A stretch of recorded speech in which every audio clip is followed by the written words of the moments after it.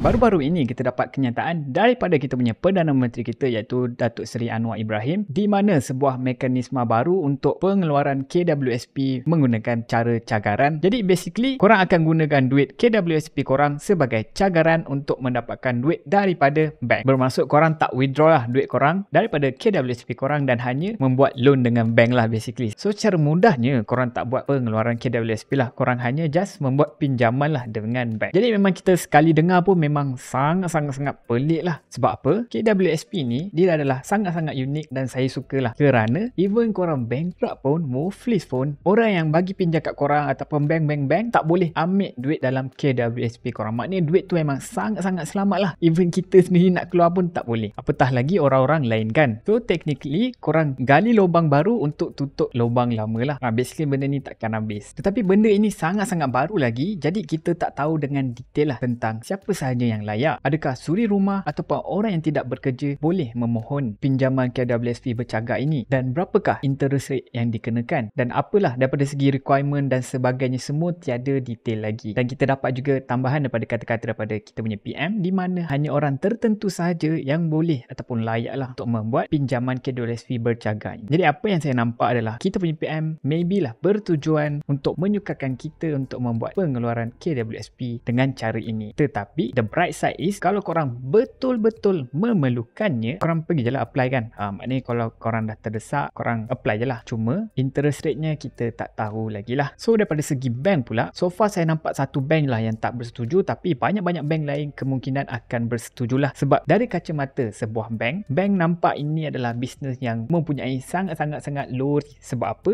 Andai kata peminjam tidak mampu untuk membayar, duit yang dah ada tu mereka boleh tolak sajalah daripada mereka punya KWSP. Bermaksud duit tu dah ada, mereka cuma cari cara nak extract duit itu saja dengan tiada risk lah, ataupun very low risk. So kalau saya jadi bank memang saya sukalah idea ni kan, free money. And then mungkin sebab lain kenapa kita punya PM nak buat benda ini, kenapa dia nak kekalkan juga KWSP tu, sebab apa? Kemungkinan dividen di dalam KWSP adalah lebih tinggi dan interest rate yang dikenakan kepada pinjaman KWSP ni adalah sangat-sangat rendah sebab memang low risk lah sebenarnya kan, duit tu dah ada, kalau orang tak bayar baru dia ambil. So ini adalah business ataupun investment yang risk yang sangat-sangat rendah lah. So daripada perbezaan itu, itulah yang saya nampak kemungkinan disebabkan perbezaan itu, peminjam-peminjam KWSP mempunyai peluang untuk generate return yang lebih tinggi lah daripada segi perbezaan dividen dan juga interest rate. Ini adalah yang selama yang kita buat di ASB Financing, perbezaan daripada segi dividen dan juga interest rate. Tapi kita bukan nak berlapuh, kita nak survive. Jadi mostly of the people yang bertungku lumus untuk memperjuangkan pengeluaran KWSP ini, mereka berada di dalam keadaan yang susah lah. Ada yang sampai kena halau daripada rumah sewa, ada yang dah tak dapat kerja 2 tahun sejak daripada COVID. So mostly of the people mereka berada di dalam keadaan yang susah. So memang naturally, insting manusia, mereka memang nak teruskan hidup. Mereka dah tak ada duit, memang sangat-sangat natural. Memang saya fully expected lah diorang yang tak ada duit ni akan pergi cubalah sedaya upaya mereka untuk meneruskan kehidupan. Natural survival human instinct. So memang tak pelik lah mereka push untuk pengeluaran KWSP ini semua. Jadi kalau saya sebagai Perdana Menteri lah kan, PM, saya pun malas lah nak pening-pening nak layan orang duk maki hamun saya sebab tak bagi pengeluaran KWSP. Saya akan bagilah keluar kepada mereka yang tidak mempunyai pekerjaan setelah berapa lama ni kan. So kalau kita ikut data, unemployment rate di Malaysia adalah 3.5%. Itu bermaksud daripada 100 orang, hanya 3 orang sahaja yang tak ada kerja. So most of the people ada kerja. So kita just bagi pengeluaran KWSP yang bersasar kepada mereka yang betul-betul tak ada kerja. Sebab apa? Bila tak ada kerja memang sangat-sangat stres. Korang pun dah tahu betapa susah, betapa stres mencari kerja. Korang apply beratus-ratus kerja pun belum tentu korang dapat. Lepas tu nak hadap dia punya failure, kena reject, kena keluar duit, nak pergi apply, pergi interview, pergi meeting ke apa ke, memang kena keluar duit. So itu pun dah fail. So kalau saya tak nak pening-pening, saya akan bagi kepada mereka yang susah saja. So selebihnya pada mereka yang masih ada kerja ini lagi, korang dah nampak, korang dah tahu berapa banyak korang punya income, and then korang kena tengok berapa banyak korang punya expense. So naturally korang sepatutnya tidak expense korang tak boleh melebihi daripada korang punya income. So kita pun tak boleh harapkan 100% kerajaan untuk membantu kita, sebab saya nampak very unlikely lah kita boleh membuat withdrawal KWSP ni semua. So kita sendirilah kena adapt dengan kita punya income dan juga situasi kita semasa. Kalau secara kasarnya adapt or die, adapt atau mati. So sekarang kita kena pilih untuk adapt lah, sebab kalau tak adapt kita akan pergi ke die punya bahagian. So bahaya kita akan pergi bergerak ke adapt. Jadi naturally manusia memang akan cuba untuk untuk survive sebaik mungkin. Ini adalah natural instinct kan. And then kita juga akan cuba untuk terus kekalkan kita punya lifestyle, kita punya standard of living, SOL. Jadi inilah yang banyak berlaku ataupun menjadi isu lah kepada orang-orang Malaysia yang sekarang ini. Mereka tidak mahu downgrade mereka punya lifestyle. Jadi ini menjadi barah ataupun duri dalam daging, menjadi masalah lah kepada kehidupan kita. Jadi kita nak explain lebih sikit. Sebagai contoh, mereka tak nak tukar mereka punya rumah yang besar kepada rumah yang biasa. Mereka tak nak tukar pada duduk di kawasan yang prime kepada kawasan pinggiran bandar. Mereka tak nak tukar pada kereta besar mereka kepada kereta yang kecil. Ataupun mereka tak nak naik motor langsung. Lepas tu nak makan macam raja, tak nak makan yang biasa-biasa. Jadi itu semua normal. Memang sangat-sangat normal lah kalau korang rasa benda-benda macam ni, tak nak downgrade, ini normal. So korang dah nampak kerajaan memang takkan bantu korang. So apa yang korang boleh buat adalah korang kena perlahan-lahan cuba downgrade lifestyle korang. Kalau korang ada emergency, korang downgrade laju kan. Jadi saya nak cuba relatekan situasi ini dengan diri saya, di mana income saya adalah sangat-sangat terjejas pada tahun ini. Jadi cara saya untuk adapt or die adalah dengan first kali saya akan downgrade daripada segi rumah. So korang boleh nampak rumah saya memang sangat-sangat cantik lah. Belakang ni ada garden semua, memang macam kat syurga. Tetapi rumah ini sangat mahal dan income saya dah drop. Saya dah tak ada mempunyai gaji yang banyak. So apa saya buat? Saya akan tukarlah rumah ini kepada rumah yang biasa-biasa saja, rumah flat lah selepas ini. Itu daripada segi rumah. Daripada segi transportation pula, sebelum ini memang saya mostly naik kereta lah. Motor saya berhabuk. Tetapi korang tahu kereta menggunakan minyak yang banyak dan kena bayar tol. Kalau korang naik motor, korang tahu tak perlu bayar tol. And then minyak motor memang tak rasa sangat. Jadi saya pun dah banyak guna motor lah compare dengan kereta. And then daripada segi makan pula, sebelum ini saya hari-hari order food panda. Tetapi dengan adanya menu Rahmah, saya boleh downgrade lah. Makan RM5 saja sehari. And then mungkin korang sebelum ini makan 3 kali sehari, korang boleh downgrade lah kepada 2 hari ataupun sekali saja sehari. Itu menunjukkan betapa committednya korang untuk survive dalam kehidupan ini. Sebab korang dah tahu korang tak boleh withdraw KWSP, inilah cara untuk korang survive guys. So banyak lagi idea untuk survive ini. Cuba korang komen macam mana korang punya situasi sekarang dan macam mana korang nak adapt berdasarkan income korang yang baru yang telah pun drop inilah. Jadi korang dah nampak saya pun downgrade lifestyle saya. Even investment saya pun saya downgrade. Sebelum ini saya boleh pump 1000 kepada Stashaway, Wahid, Bitcoin, macam-macam lah saya pump. Tapi sebab sekarang saya dah income dah drop, gaji dah tak ada. So itulah cara saya untuk adapt. So mesti korang akan tanya, kenapa tak nak withdraw KWSP kan? Kenapa tak buat cagaran? Hidup awak ni susah betul. Sikit lagi kena jual kereta pun boleh. Boleh, saya dah prepare lah, adapt or die kan.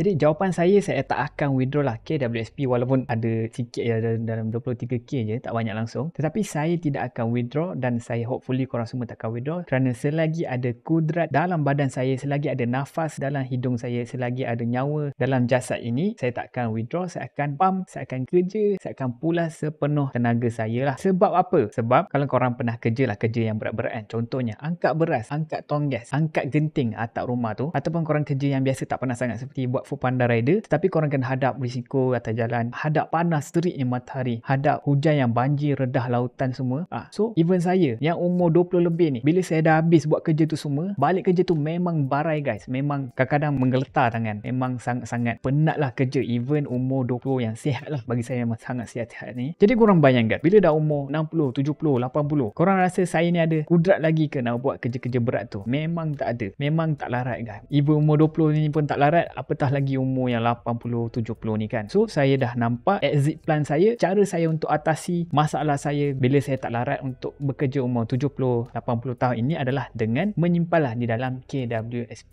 ini. Sebab memang dah confirm saya tak larat. Sebab bila saya tengok orang-orang tua jalan pun dah tak betul, jalan pun kena pakai tongkat, jalan pun kena orang pimpin. So memang saya tak larat lah nak buat kerja yang berat ni. So itu saya. Kalau korang larat, korang boleh teruskanlah kerja sampai umur 80 kan. Tapi depend lah. Kalau andai kata saya nak beli menu Rahmah pun tak mampu, memang saya akan withdraw lah KWSP ni kan. Survival kan. So cuba korang komen situasi korang, kenapa korang nak withdraw KWSP ini, dan korang cerita income korang drop berapa banyak. Contoh daripada gaji seorang engineer 10,000 kemudian jatuh kepada 1,000, dan 1,000 nak survive memang susah lah. Lepas tu apakah cara korang untuk adapt dengan situasi yang berlaku sekarang ini. Tapi andai kata even menu Rahmah dengan kos bulanan saya yang RM125 ni pun saya tak mampu nak beli untuk support, saya akan withdraw. Saya akan fight juga KWSP.